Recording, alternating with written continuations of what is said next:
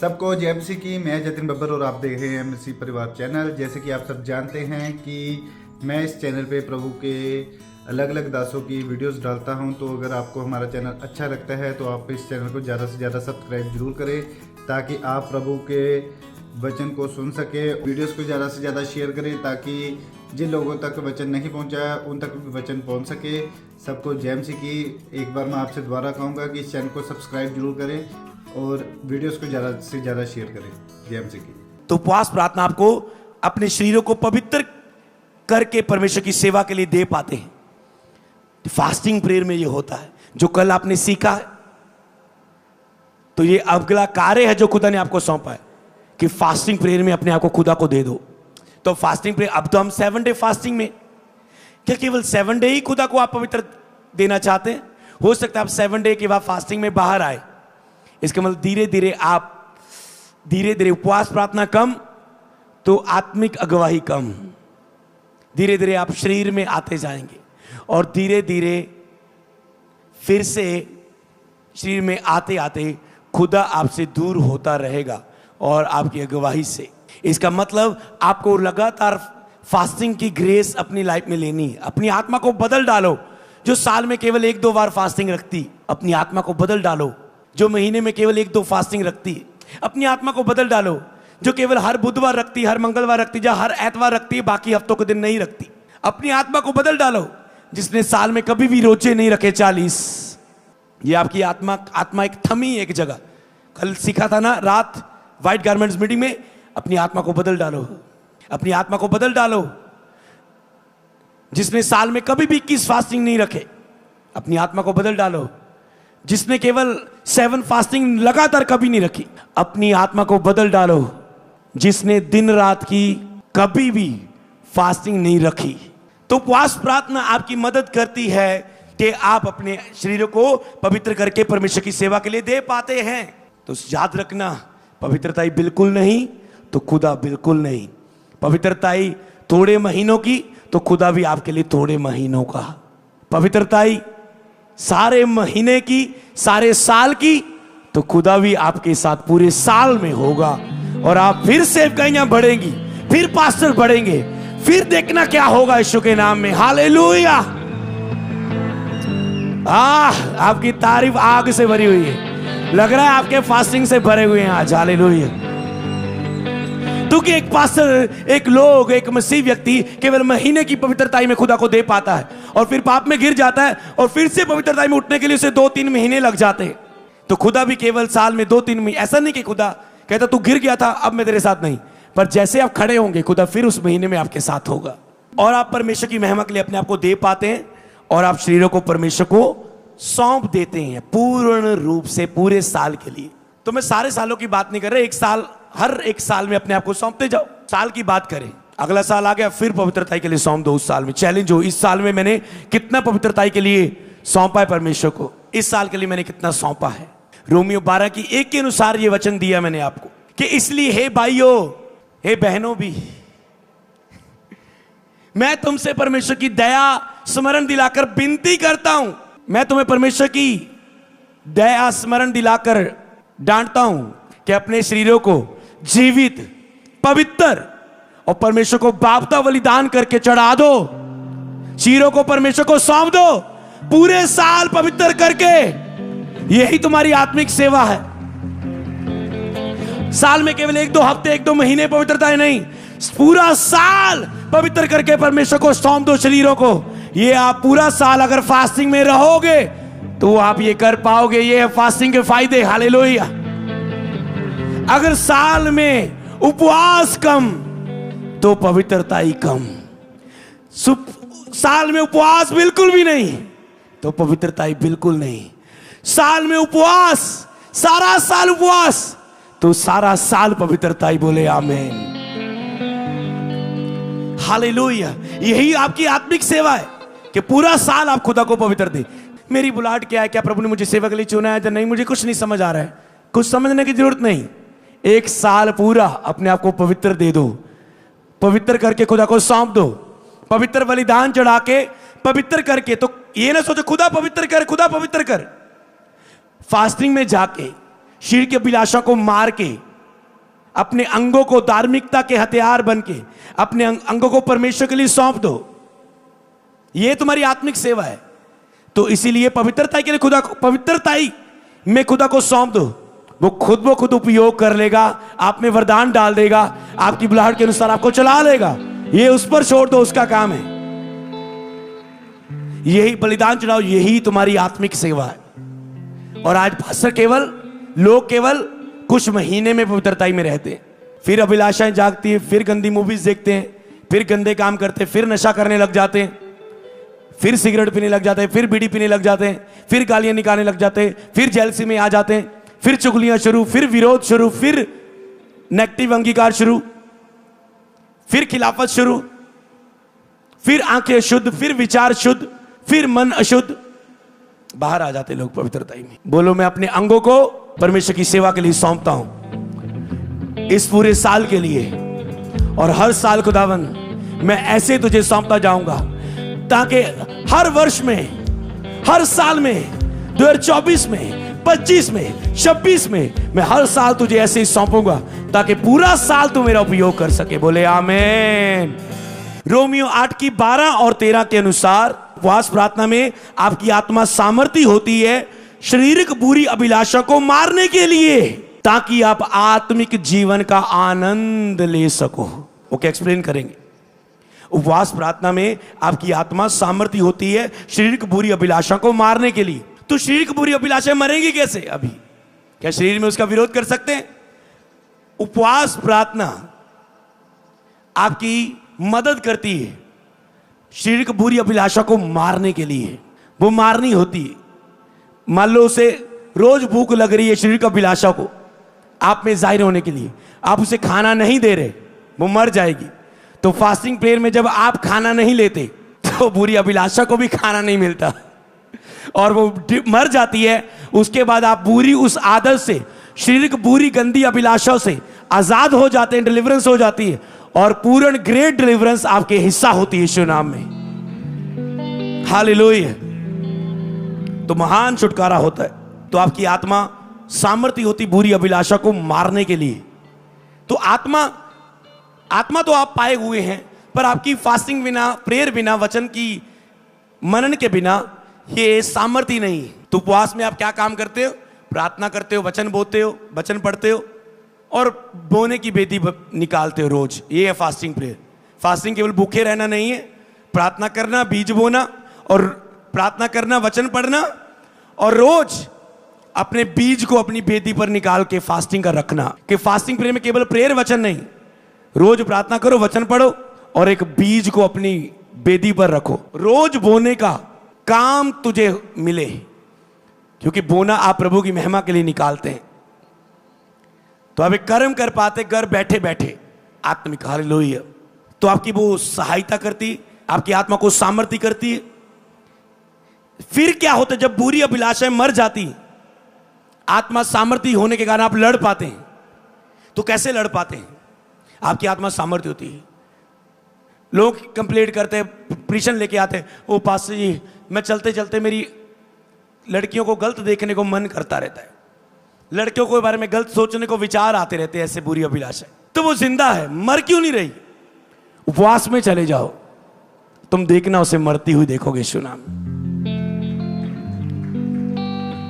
देखना तुम 7 उपवास में चले जाओ, नहीं मर रही 21 रख लो, फिर भी नहीं मर रही 40 रख लो, वो मर जाएगी यीशु नाम में। हालेलुया। 1-2 फास्टिंग से नहीं हो रहा है, ओ फास्टिंग मेरा तो हुआ नहीं। कितने उपवास रखे?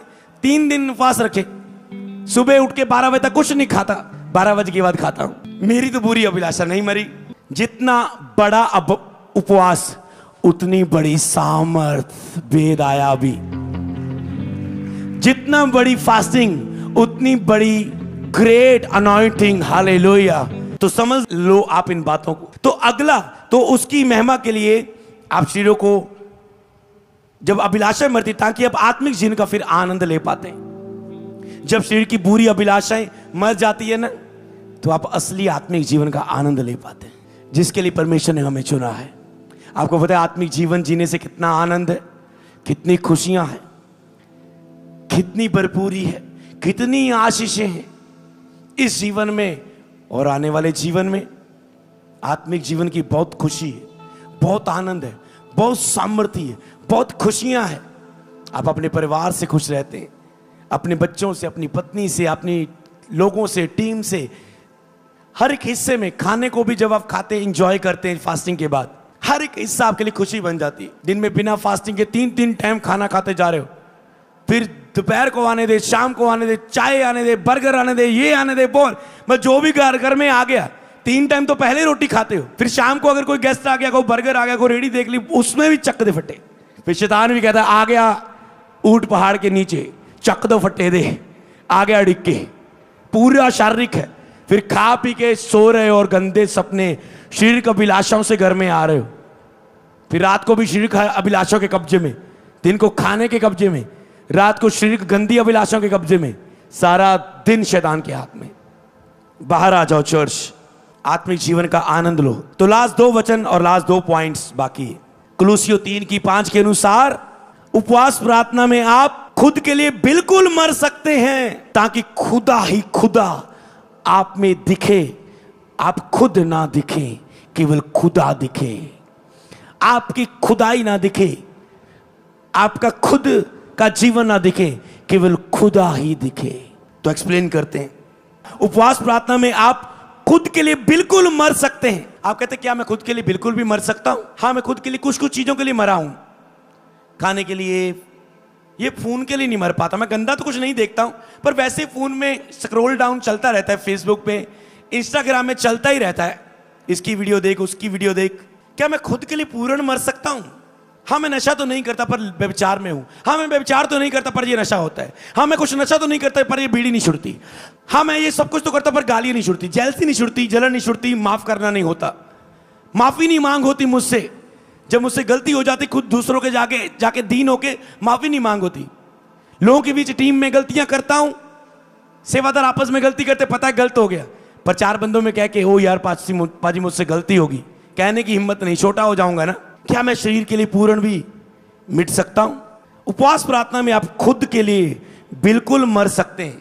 अगर उपवास प्रार्थना में आप खुद को पूर्ण रूप से दे दें, तो आप खुद के लिए पूर्ण रूप से मर सकते हैं, ताकि जब बिल्कुल आप मर जाएंगे खुद के लिए आप, तो खुदा ही खुदा आप में दिखेगा। अगर आप बिल्कुल मर जाएं, खुद ही खुद, तो खुदा बिल्कुल नहीं। खुद जितना कम, खुदा उतना ज्यादा। खुद बिल्कुल नहीं, तो खुदा ही खुदा।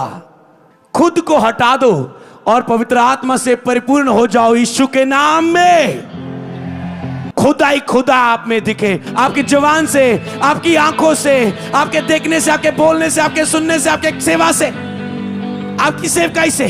खुद ही खुद, तो खुदा बिल्कुल नहीं। अगर रोज खुद ही खुद हो, शरीर ही शरीर है, तो खुदा बिल्कुल नहीं है, जीरो। खुद जितना कम, अगर तुम थोड़ा थोड़ा खुद को कम कर रहे हो, थोड़े थोड़े रोजे में जाके खुद को थोड़ा थोड़ा कम कर रहे हो, खुद को कम कर रहे हो, जितना कम करोगे खुदा उतना ही ज्यादा आपके पास होगा, आपको यूज करेगा। खुद जितना कम, खुदा उतना ज्यादा आपको उपयोग करेगा। अगर खुद बिल्कुल नहीं हो जाए तो खुदा ही खुदा। बोलो, खुद बिल्कुल नहीं तो खुदा ही खुदा। तो खुद को हटा दो, पवित्र आत्मा को जगा दो और पवित्र आत्मा से परिपूर्ण हो जाओ। हालेलुया। जगा दो पवित्र आत्मा को। जब तक खुद को मिटाओगे नहीं, हटाओगे नहीं, पवित्र आत्मा को जगह नहीं मिलेगी। बाप में लिखा शरीर पवित्र आत्मा का मंदिर है, पर तूने खुद को इतना दे दिया है, चला रहे हो खुद के शरीर के अनुसार, कि आत्मा को तुम साइड पे कर रहे हो, जगह नहीं दे रहे। लिखा शरीर पवित्र आत्मा का मंदिर है, तेरा नहीं है। खुद को बाहर करो इससे और खुदा को जगह दो, देखना वो क्या करेगा। हालेलुया। तो इसके लिए हम वचन भी पढ़ देंगे, कुलुसियों 3:5। इसलिए अपने उन अंगों को मार डालो जो पृथ्वी पर है, अर्थात व्यभिचार को। पहली बात किसकी आई? व्यभिचार की, जो कल रात बात कर। भूल जाओ, अगर तुम व्यभिचार में हो तुम सेवा कर पाओगे। खुदा तुझ में होगा, खुदा नहीं तो कुछ भी नहीं। अशुद्धता, बुरी अभिलाषा जो आपको अशुद्ध करती, दुष्ट कामना, जो दुष्ट विचार, आपके दुष्ट कामना के विचार है, मेरा मन लड़कियां ਨੂੰ देख के, लड़कियां ਨੂੰ देख के, नशे ਨੂੰ देख के, मैं सिनेमा फिल्म देखने जाना हूं, मैं तो छड़ नहीं होती। मेरा वो टीवी सीरियल बहुत फेवरेट है, उसे मैं छोड़ नहीं पा रहा हूं। कोई भी नई फिल्म की ऐड होती तो मुझे लगता है मैं ये 3 घंटे की देखूं। बुरी दुष्ट कामना, बुरी लालसा, जो बुरी लालसा आपके अंदर आती है, पैसों की बुरी लालसा, लालच। मीटिंग मिस हो जाए, पर आज की दिहाड़ी मिस नहीं होनी चाहिए। लालसा, बुराई, बुरी लालसा पैसों की। पैसों का लोभ बुराई की जड़ है। पैसा जड़ नहीं है, पैसा तो प्रभु की महिमा के लिए उपयोग होता है। हालेलुया। उसका लोभ, उसका लालच, बुरी लालसा, शरीर की बुरी लालसा, अभिलाषाओं की लोभ, लालच, जो मूर्ति पूजा के बराबर है। लालच, पैसे का लालच, चर्च मिस कर दी। फॉरेन जाने का लालच, यीशु को छोड़ दिया। सैलरी अधिक बढ़ाने का लालच, संडे मिस कर रहे हो, जो मूर्ति पूजा के बराबर है। तो इसलिए अपने उन अंगों को मार डालो जो पृथ्वी पर है, इसलिए खुद को मार डालो। तो प्रभु शरीर में आपको सुसाइड करने के लिए नहीं कह रहा है, यहां पर खुद को मार डालो। शरीर की, खुद की अभिलाषा को मार डालो, ताकि जो खुदा ही खुदा दिखे। हालेलुया। तो लास्ट लाइन को अभी मैं बोलूंगा, 7वीं, शरीर के विरुद्ध जो उपवास प्रार्थना की बेनिफिट्स है, फायदे हैं।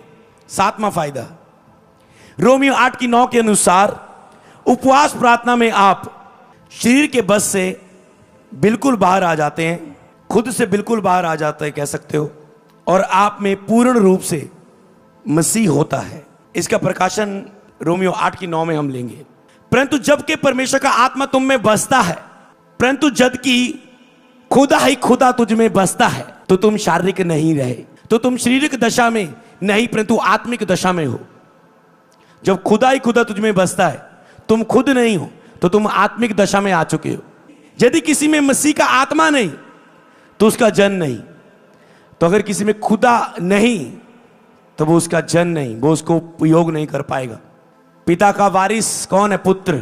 तो अगर तुम पुत्र नहीं हो तो तुम प्रतिज्ञाओं के वारिस नहीं हो कि तुम बीमारों पर हाथ रखोगे, बीमार चंगे होंगे, तुम मांगोगे तो तुम्हें दिया जाएगा, मेरे नाम से तुम दुष्ट आत्मा निकालोगे, जो कुछ तुम मांगे वो सब तुम्हारे लिए हो जाएगा। तो ये प्रतिज्ञा तुम्हारे लिए नहीं है।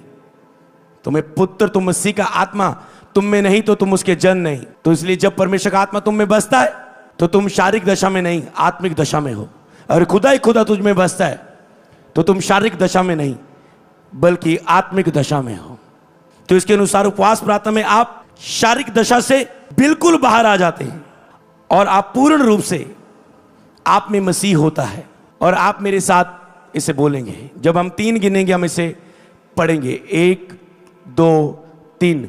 खुद ही खुद तो खुदा बिल्कुल नहीं, खुद जितना कम खुदा उतना ज्यादा, खुद बिल्कुल नहीं तो खुदा ही नहीं। खुद को हटा दो, पवित्र आत्मा से परिपूर्ण हो जाओ यीशु के नाम में।